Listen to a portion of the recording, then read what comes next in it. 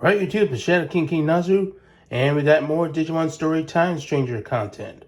We got two brand new Digimon, not just to this game, but to the whole entire series. The first one being called Skull Seedramon. This is pretty much the Skull Greymon equivalent to Seedramon, if you're a longtime Digimon fan like me. So let's check out the clip, shall we?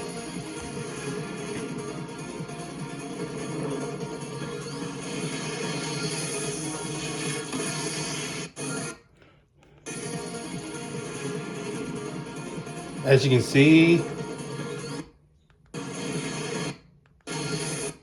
alright, so as you can see, it's a very skeletal version of a normal Seedramon. Maybe it's like the skeletal equivalent to like Mega Seedramon, whereas Mega Seedramon's the perfect level for Seedramon. This is also a perfect level Digimon, just like a Greymon can either evolve to its perfect form of Skull Greymon or Metal Greymon. And like the Skull Digimon were usually like considered like the bad route. And that's especially the case because it's being nicknamed the Bully of the Deep Sea. And based on the fact that they gave this Digimon a cutscene, that this is going to be a boss battle. I'm not sure how far it's going to be in this main story, but considering it's a perfect level, it probably won't be too far into the main story. It also has the exact same attack as Mega Seedramon, being Lightning Javelin. I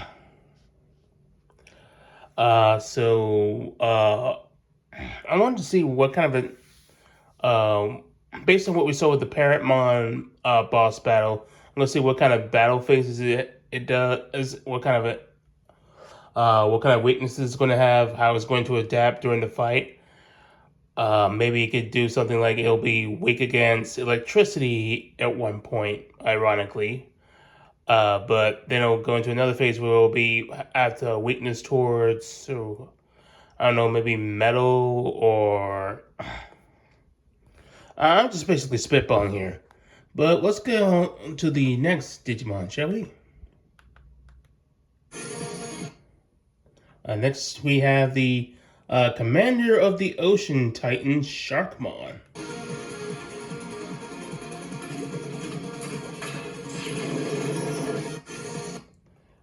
Yeah.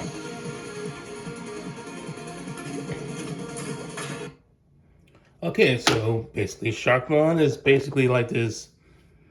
Looks like if you mixed Metal Greymon with a shark, and its attack is basically all out assault. It basically shoots its anchors into an enemy and then fires out all its weapons. This is basically the most Digimon thing you could do to a shark.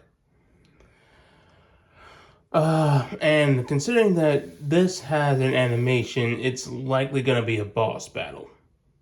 If not that, then maybe there's some sort of rivalry between it and Skull Seedramon, and there'll be like a temporary alliance between our characters and this and Sharkmon, considering it's still part of the Titans, and the Titans are supposed to be the enemies of the characters. Next, we have a 30-second video explaining some of the new features in Digimon. This time, explaining more about cross arts, personality, and cross arts and personalities in Digimon Time Stranger.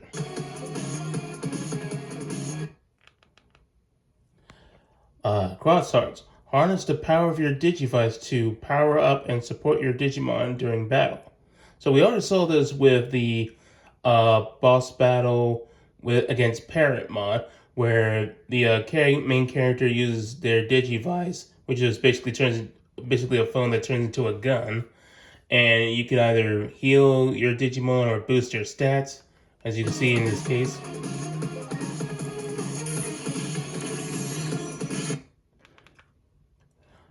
And they're just further explaining it. And you'll be unlocking these crossarts and other abilities through the Agent Ski Trail as you level up alongside your Digimon. So this is basically supposed to be taking place of the detective skills and the hacker skills in Digimon Cyber Sleuth and Hacker's memory. And basically, they use it to heal. And now we're talking about personalities. Personalities, each Digimon is an individual, and their personalities affect their stats and Digivolution paths. Now, for this one, we got Galgamon, and they have a adoring personality, and their personality skill is SB Supplement. Oh, sorry. I didn't mean to subscribe. Let me get it and see if I can catch it right quick.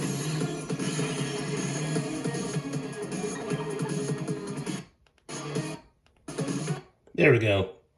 Okay, so for an adoring personality, Galgamon has the ability to boost its SP, SPI, no, that's Spirit, and its defense. So it's going to get extra boost in its Spirit and defense. And it's my belief that Spirit is basically magic defense. So they separated basic intelligence, which was supposed to be focused on magic, into intelligence, which covers magic attack, and spirit will cover magic defense. So this Digimon is going to be very focused on defense. And that's where its evolution line is going to carry out. Then we got Bao Hakmon, who has an enlightened personality and gets magical wisdom. So this seems like something you might get for Lilithmon if you want to her to be just the typical glass cannon, all power, but doesn't exactly have high defense. And like I said, for an enlightened Digimon, you get boosting your intelligence and SP. Yeah, so very, very good for like maybe Lilithmon. For Lilithmon of the 7 Great Demon Lords. And to say even the same Digimon at the same levels can have their different growth stats and personality skills. So we have a Guilmon at level 15 with the personality of Brave and Song of Triumph skill. And that boosts their attack and SP growth. And now we have another Guilmon, same level, but it has the personality of Overprotective and First in Line. And that boosts their spirit and HP growth. So this is going to make making your Digimon's evolutions a bit more complex and nuanced. So you got to figure out which personality you feel like is going to be best for the Digimon you want to go with, and how it's going to affect your Digimon's evolution route. Like one personality could lead Guilmon down its path to becoming Dukemon, and another personality trait would leave it more likely to become Megidramon, or something along those lines. And now we got DNA Digivolution. Also, DNA Digivolution can occur when 2 Digimon with specific personalities come together. Also, it's just a matter so it's not just a matter if they have like a bond.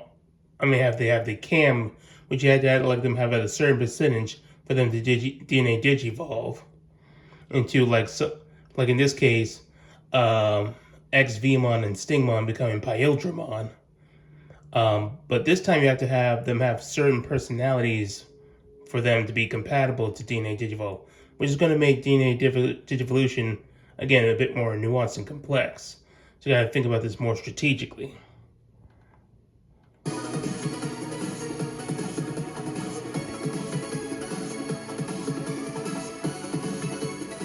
And that's just me. And that was basically just telling us up going up October 3rd.